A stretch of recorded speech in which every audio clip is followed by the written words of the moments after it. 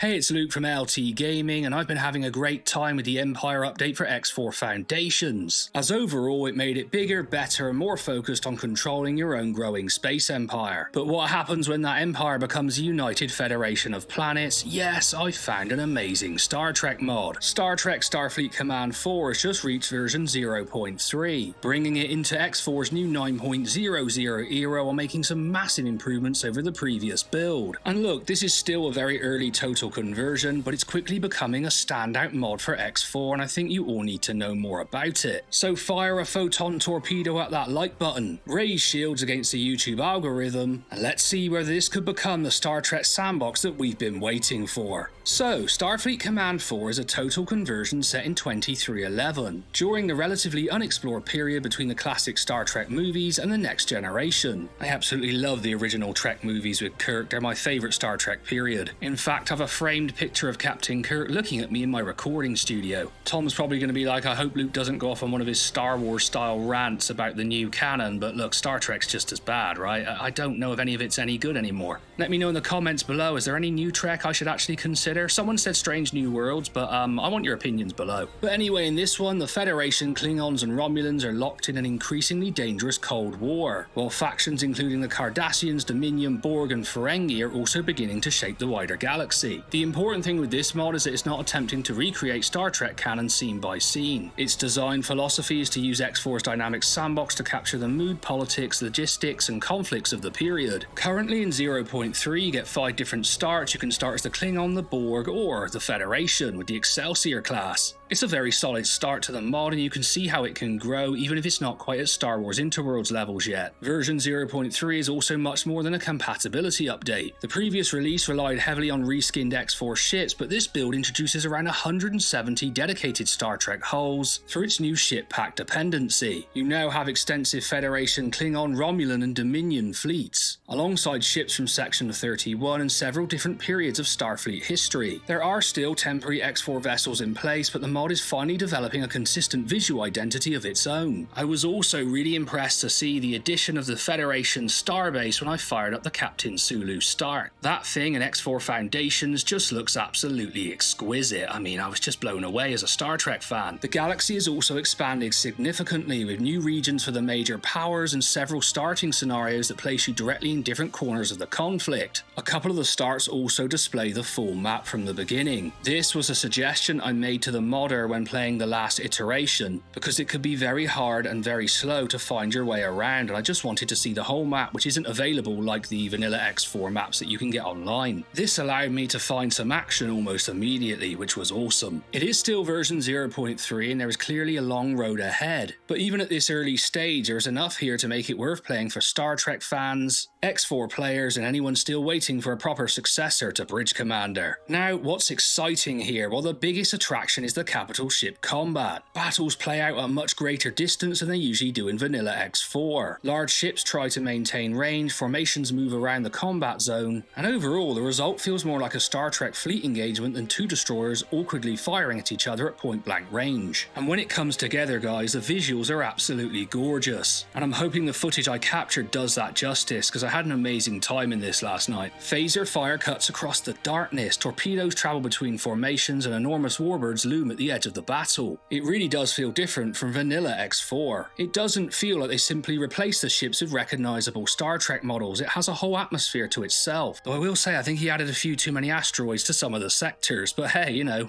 each to his own. The mod also adds small pieces of Star Trek flavour throughout the experience. Yellow and red alert systems, damage warnings, Trek-inspired resources and new faction behaviour all help sell the fantasy that you're commanding a starship in this universe. And being on the bridge of the Excelsior is simply just a joy. You can stand behind your crew, watch Federation ships moving outside and take command as a battle develops around you. X4 may not be a dedicated bridge simulator, but it comes surprisingly close to delivering that Bridge Commander fantasy on a much larger scale. Because as we know, X4 isn't about controlling one ship, it allows you to build fleets, establish stations, manage trade routes and eventually influence the balance of power across the entire galaxy. That line reminded me of Balance of Terror. What an amazing original series episode. Just a quick interlude to say most of you who watch the channel are not subscribed.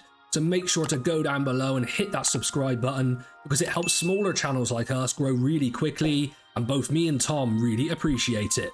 I will add that overall, X4 feels like the perfect foundation for a Star Trek sandbox. The universe feels alive, the ships look increasingly authentic, and those large engagements already capture something official Star Trek games have rarely managed. It also raises the obvious question: why can't the major studios holding the Star Trek license create something like this? Like I said to Disney, Paramount, hire me, I'll become creative director, I'll hire the greatest team of all time and create the best Star Trek game ever made. I'll also need a whole pile of money for the budget, but look, you know, we can dream, can't we? But on a serious note, fans have been asking for a large-scale Star Trek sandbox for years, yet it is once again modders working with another game who are getting closest to delivering it. Now, the main weakness is simply that this remains a very early project. Version 0.3 has improved the number of ships and activity across the galaxy, but there are still unfinished systems, temporary assets, and areas that need a lot more balancing. It's also not quite as seamless to install as some of X4's more established conversions like the Star Wars mod.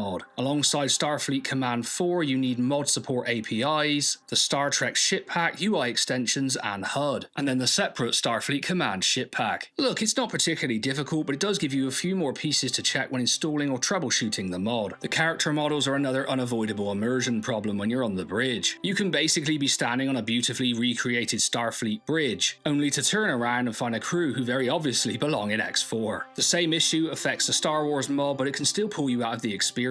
Ship interiors are also fairly limited. The bridges can look excellent, but there's not the same variety of custom rooms and environments found in more mature X4 mods like Star Wars. Once you leave the bridge or dock at a station, the underlying X4 assets become much more noticeable. None of this ruins the experience, however, but it constantly reminds you that you are playing an alpha mod with an enormous amount of development still ahead of it. Star Wars Interworlds remains the obvious benchmark for an X4 total conversion. It has benefited from years of development and now offers an incredibly cohesive universe filled with custom ships, stations, interiors, factions, and wider systems. At times it barely feels like a mod at all. Starfleet Command IV is nowhere near that level of completeness yet, but it is compatible with the 9.00 Empire update, which is pretty cool. And look, it doesn't need to be on the same level as the Star Wars mod yet. It's a Star Trek mod and it's already developing its own identity, which is awesome. Starfleet Command IV works a lot better when the battles are slower, more deliberate, and more naval, with capital ships exchanging fire across the battlefield. And I know there's a lot of players out there who want that big ship experience over the speed, spectacle, and chaos of Star Wars battles. Star Trek may actually suit X4's fleet control, economic simulation, and large-scale empire management even more naturally. And of course, like I said, the major advantage right now is it works with X4